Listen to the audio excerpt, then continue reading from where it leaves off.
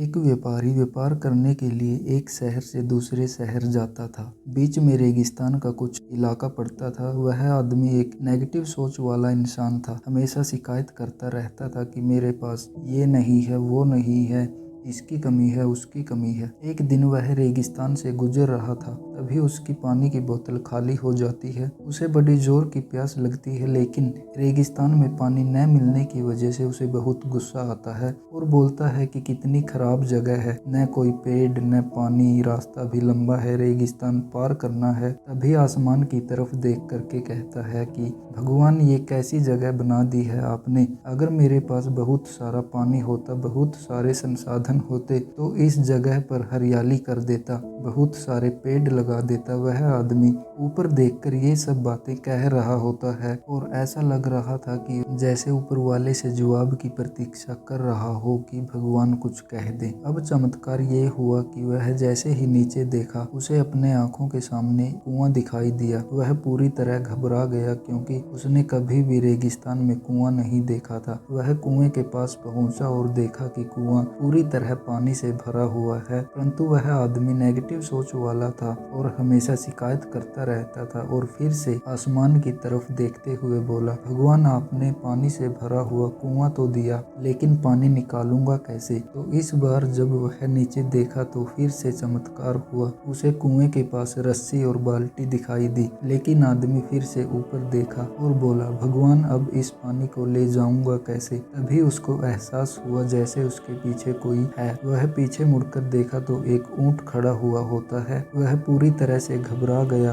और सोचने लगा कि ये तो सच में होने लग रहा है। मैंने बातों ही बातों में कह तो दिया, अब मुझे यहाँ हरियाली करनी पड़ेगी और पेड़ लगाने की जिम्मेदारी लेनी पड़ेगी। आदमी को पानी से भरा हुआ कुआं मिल गया, बाल्टी और रस्सी मिल गई, पानी को ले जाने के लिए ऊंट भी मिल गया, सब कुछ मिल गया। अब वह आदमी सोच रहा था कि ये बातों ही बातों में मैंने क्या बोल दिया। अब वह तेजी से दौड़कर भागने लगा। वह भाग रहा था, उस जिम्मेदारी से बच रहा था। तभी एक कागज उड़ते हुए आया और उसके शरीर से चिपक गया। उसने जब उस कागज को देखा तो उस पर लिखा हुआ था कि मैंने तुम्हें पानी दिया, कुआं दिया, रस्सी और बाल्टी दी, पानी को ले जाने के लिए साधन दिया, फिर भी क्यों बचकर भाग रहे हो। उस आदमी को लगा कि मेरे साथ पता नहीं क्या हो रहा है। वह दौड़ते दौड़ते रेगिस्तान को पार कर गया, लेकिन उस रेगिस्तान को हरा भरा नहीं बनाया। यह कहानी हमें सिखाती है कि हम में से बहुत सारे लोग ये कहते हैं कि